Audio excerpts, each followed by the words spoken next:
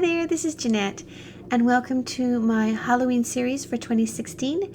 Today I've used a My Favorite Things set called Which Way is the Candy, as well as my watercolor set from Gansey Tambi. It's a Kuretake set to create this beautiful watercolored background.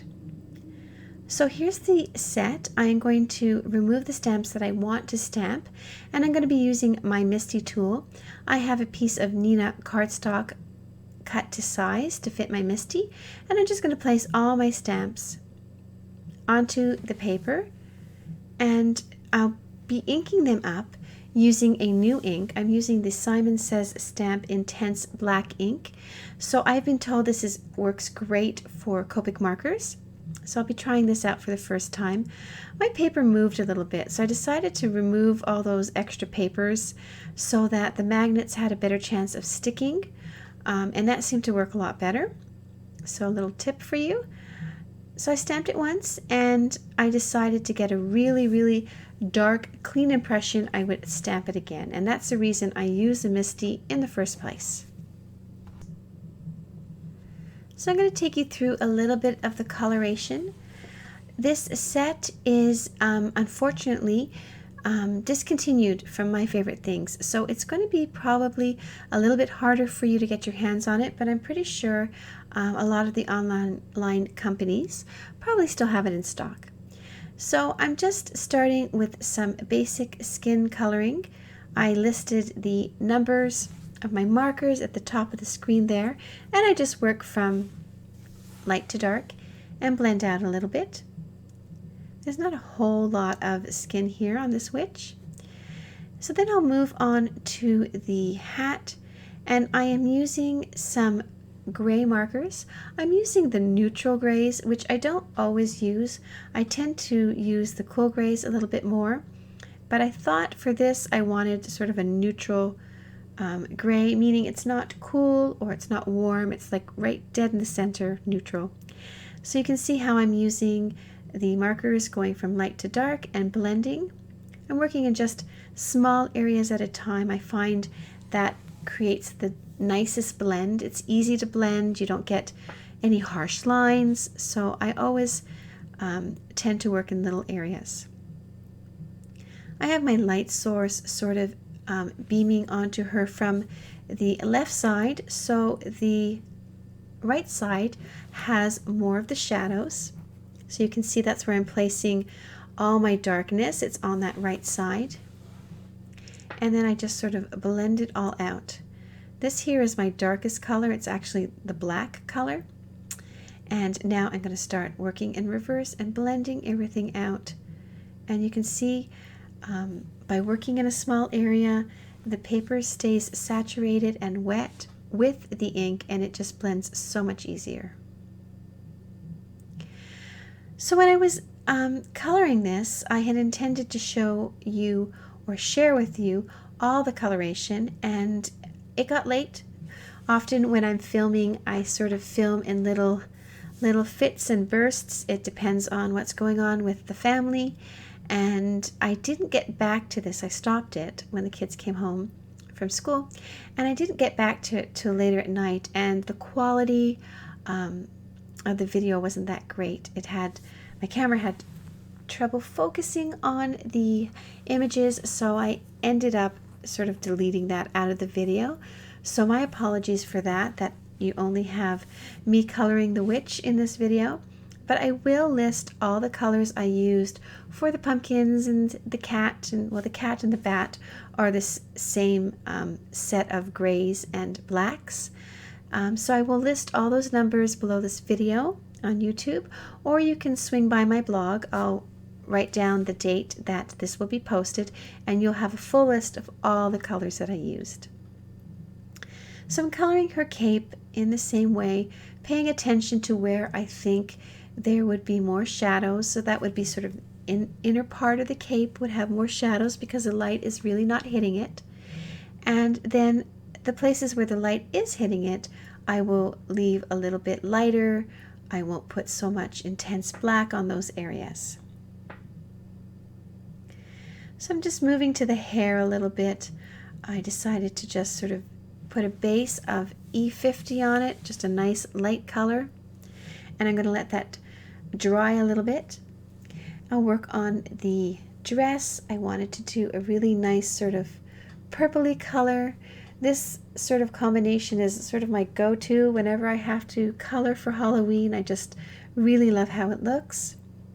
So you can see how I'm gradually building in the shadows. I decided to add some pleats. I used sort of the bottom of her dress where you can see there's little triangles. I used those as a base for where the pleats would be. And then once my darker color is on, I start blending with my lighter markers. And here I thought it was just a little too dark, so I went in a little bit with a darker marker. And so you can play with your markers, you can play with the colors until you get it exactly the way you want it to be. So once that's done, I'll work on the little band on her hat. And I will then just use my colorless blender to get rid of any ink that sort of went past the line. If I oversaturated the paper a little bit, you can use that colorless blender just to sort of push the ink back in. I'm going to be using the same colors that I used for her cloak and her hat on the boots.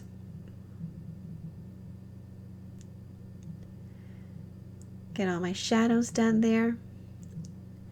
Realized there was sort of a cuff to that boot that I had to add some color to, and that I had to add some to the inner part of that cloak.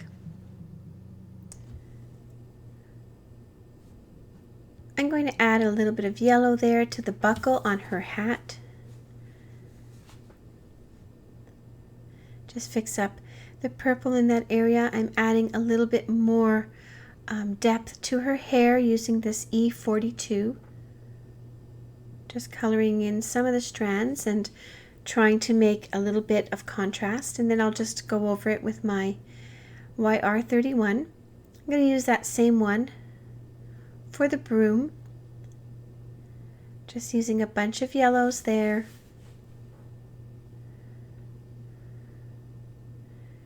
And just sort of pulling the colors upward or downwards, just so you get the idea that there's straw there.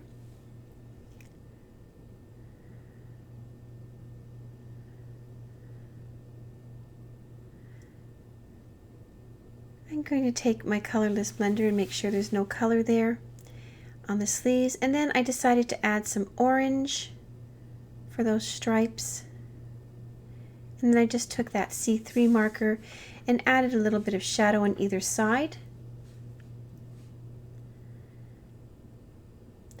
So now I just wanted to show you, I messed up the face. I decided I had wanted to add some black to the eyes, and I messed it up. So what I did was I restamped and recolored the face, and then I cut it all out, as you can see there, and you can really not tell now that I had done that. So that was sort of a quick fix for a mistake I made. And you know, I make mistakes, everybody makes mistakes, and there's sometimes ways to sort of fix them. So now I'm just cutting out my background. I am cutting out a little banner to use later. To create the background, I am going to use this beautiful Gansi Tambi palette, and the easiest way I've found to use it is to just spritz the color I want to use with some water. And so I use that sort of shimmery white color and sort of put it everywhere, but focusing on the bottom. Now I'm going to use a purple color, and you can see it's just beautiful. The intensity of the color is so amazing, and I'm just sort of blending it out a little bit, and then I decide to add a little bit of black. And I showed you before, there's a little sort of paper that comes with the palette, so you can have a good idea what numbers are the colors that you need, because it's hard to tell sometimes with the purples and the blacks and the greens and the blues which ones they are. So they do have a little chart for you. So you can see I'm just blending back and forth, blending that black into the purple. And now I'm going to switch out and blend the bottom with the white, with the shimmery paint that I put on. Once it was dry, I just took that white paint, I put some water in it, and I splattered some drops with that little paintbrush to create that sort of starry effect. I'm going to create my card base now, and I will adhere that. So this is just a standard A2 card. I'm going to get that secured to the top, and now I can just start placing my elements. I had done the moon as well. There's that banner that I had die cut earlier. So I'm going to use one of the sentiments there, and I am going to emboss it with some white embossing powder. This is my sort of anti-static tool, and I realized before I stamped it that I had it positioned the wrong way, so I quickly fixed that. So that's stamped with some Versamark. I'm going to pull out my white embossing powder here, and I'll just set that with my heat gun. I love these little tweezers. They save me from burning my fingers all the time. So I'm just going to put that banner sort of right there, and I'm going to have the pumpkins sort of sitting on it, so it sort of grounds the pumpkins and grounds the figure. And I think it looks pretty cool like that. I hadn't cut the whiskers out because it was too hard, so I thought I would just sort of color them the same color as the background. I ended up not liking that very much, so I ended up just trimming those off. So I put my scissors there so I knew exactly where I wanted to put her. So that's a little trick when you sort of have things placed perfectly the way you want them, and then you have to pick them up and glue them. Just put your scissors or put something where it was so that you can put it back the same place. I'm just using my block there just to sort of add a little bit of weight so that it holds it down and it glues down perfectly in place. So I'm just using that zip glue pen to glue everything. I'm going to get my pumpkins glued as well. So this is a great set. I'm really sad they discontinued it. And I had planned to do this for my series for a long time, so hopefully you guys are going to be able to find the set somewhere. I decided I didn't like where the bat was, so I moved him around a few more times and just added a little glitter to that buckle and some Wink of Stella to the moon, so it gives it a nice sparkle. And then I thought for the eyes of the bat and the eyes of the cat, I would add some glossy accents. So I'm quickly adding that, and I'm going to set that aside to dry, and my card is done. Thank you so much for joining me. I hope you enjoyed this first Halloween card that I've created. There will be more in this series, so stay tuned. Thanks for watching. A full list of supplies and links can be found below this video on YouTube or on my blog.